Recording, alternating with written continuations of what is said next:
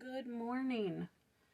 Today is Monday the 4th, and we're going to start with a daily reflection on the New Testament. Be thou an example of the believers in word, in conversation, in charity, in spirit, in faith, in purity. 1 Timothy 4:12. The example of our Christian living will convey a far greater message than will all the preaching in the world. To lift others and inspire them in the direction of gospel light, we must stand on higher ground. No holier than thou attitude, no smugness or self-righteousness can be found in those who sincerely seek to emulate Jesus.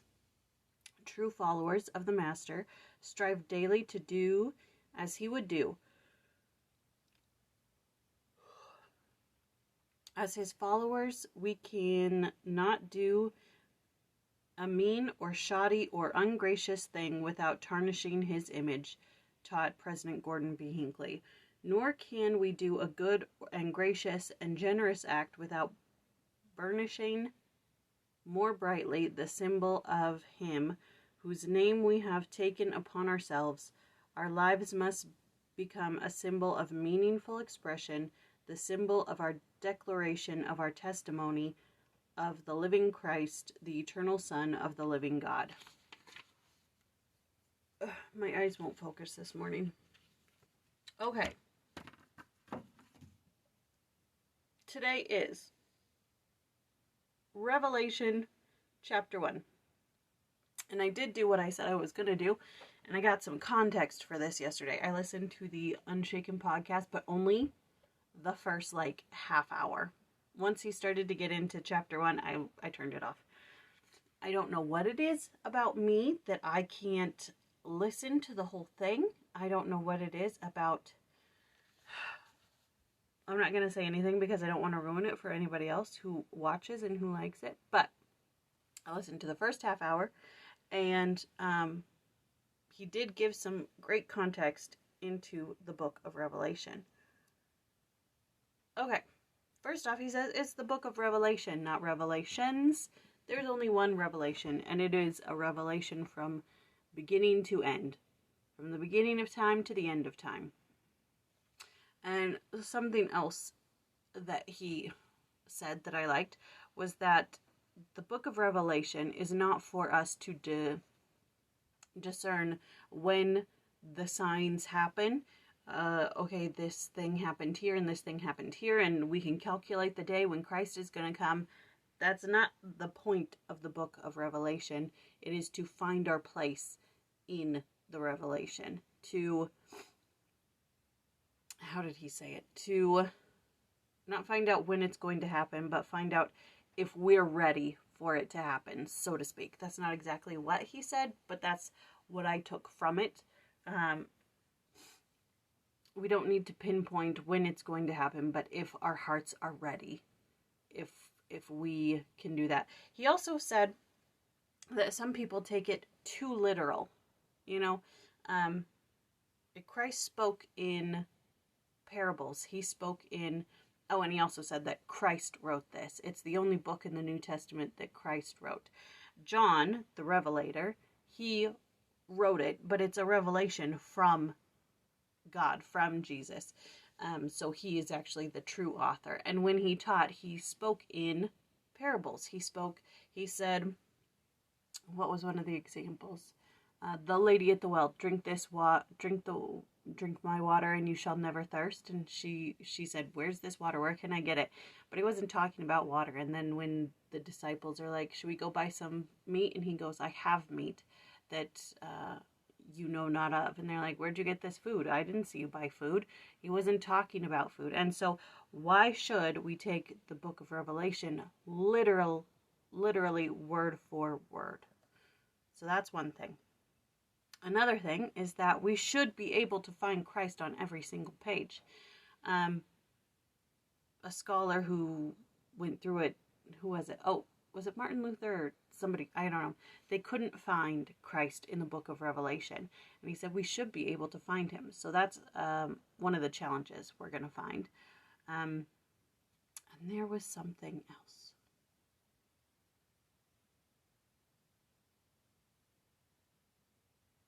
I watched this yesterday morning, so I'm not quite sure what else there was.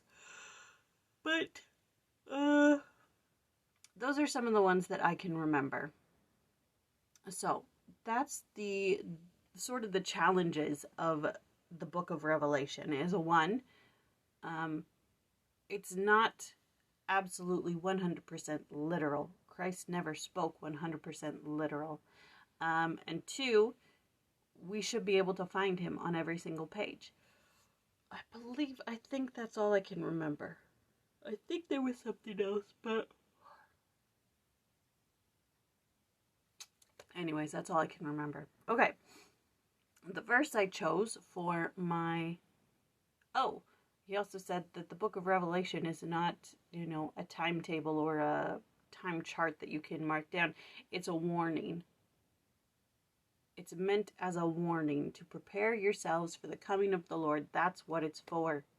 And that's what we should use it as. Not like, oh, this doesn't make any sense, or, oh, well, we have had a red moon, or, all this stuff. Plotting out the time course or whatever. It's a warning. Are we ready? So that's kind of what I'm going to be looking at as I go through. So the verse I chose for my personal statement is verse 3. Blessed is he that readeth, and they that hear the words of this prophecy, and keep those things which are written therein, for the time is at hand. And I wrote, this revelation is a warning. Am I listening? So that's my personal statement. Here's the thing too, is yesterday we had Jeffrey for the book of Jude, and I didn't even realize it. I'm sorry. We just did the verse by verse, and we had Jeffrey, and I bet it was really good too. I'll read it some other time. But we've got, excuse me, a teeny tiny little one here for Revelation 1, and then we don't have Jeffrey again until chapter 12, which is next week. Anyways, okay. I testify of Christ as Alpha and Omega, the beginning and the end of everything that matters to me. He is literally the beginning and literally the end. He was there in the beginning.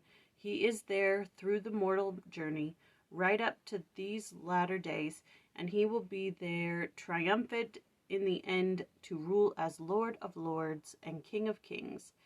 He is the start and the finish of everything that matters. He is the beginning and the end. He is Alpha and Omega, Christ and his gospel, his atonement and his teachings, what he represents of the Father, and what he gives to us, his brothers and sisters. He and his gift and his gospel are everything of significance to me. He is the set of brackets, the bookends, if you will, of everything that I hold dear, from anything I know about what happened before, and everything I know that will yet happen in my life, in time and eternity. It is all focused on him, the beginning and the end of everything.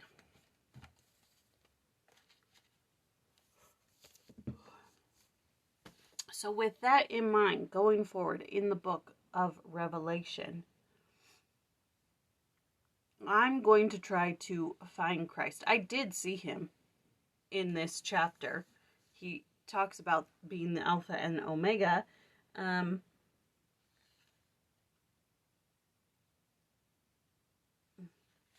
then he went into like candlesticks and stuff like that. And I didn't quite understand that. But I did see Christ on this page. He was introducing himself. I wonder if we should get a little context about the candlesticks.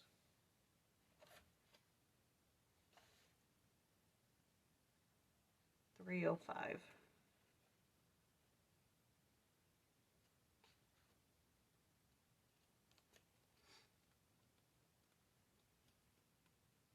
Come on, goodness gracious. Okay. So, the main purpose of the book of Revelation is to testify of Jesus Christ. That testimony was vital for the saints when the revelation was given, and it is vital for the saints now. John gave us the big picture and view of the ultimate triumph of all things good and of the ultimate victory of God. The Revelation was written by St. John the Divine, meaning John the Revelator, who is also known as John the Beloved. Another name for the Revelation is Apocalypse, a word derived from the Greek something, which means uncovering or unveiling, or indeed revelation. Okay. Structure of the Revelation. The book of Revelation may be divided into two parts. This may come in handy. Chapters 1 through 3 provide a setting for the Revelation and record letters to local churches and in John's day. Chapters 4 through 22 are an apocalyptic revelation of the grand panorama of the Earth's history. The Revelation is presented in what one author calls kaleidoscope structure.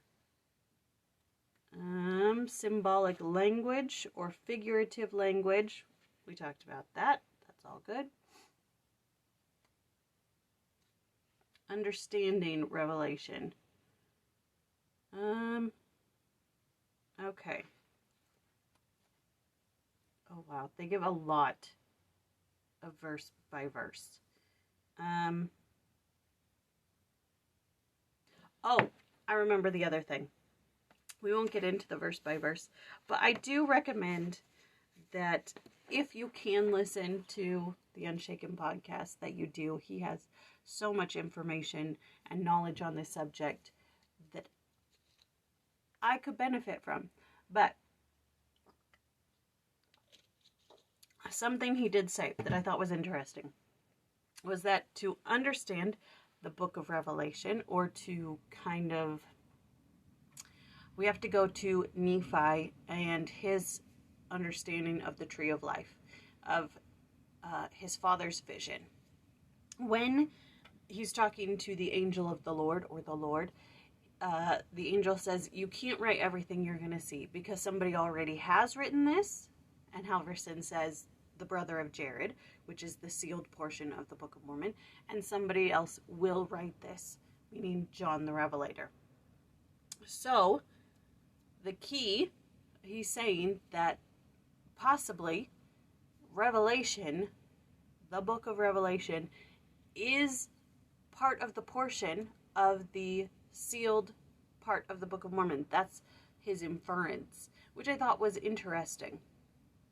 And he wanted, what did he say? He said that when Mormon wrote about the sealed portion of the Book of Mormon, he said that the things in it were as great as God himself. And so with that in mind as well, take that into reading the book of Revelation. Anyways, I've got to get going. I've got to go to work. Training people today. Exciting stuff. Today's the 4th. Yes. Monday the 4th. Yes. Okay. This one is from Richard Crashaw. Oh, that fire before whose face heaven and earth shall find no place. Oh, those eyes whose angry light must be the day of that dread night. But thou givest leave, dread Lord, that we take shelter from thyself in thee. And with the wings of thine own dove fly to the scepter of soft love. Dear, remember in that day who was the cause thou camest this way. Thy sheep was strayed, and thou wouldst be even lost thyself in seeking me. Okay, that was Revelation chapter 1, and tomorrow we do chapter 2, verses 1 through 14. Maybe I'll listen to Halverson. He has so much information, which is really good. And if you guys want more context, I suggest you listen to him. I can't. I just can't. All right. Everybody have a great day. I love you all. Bye.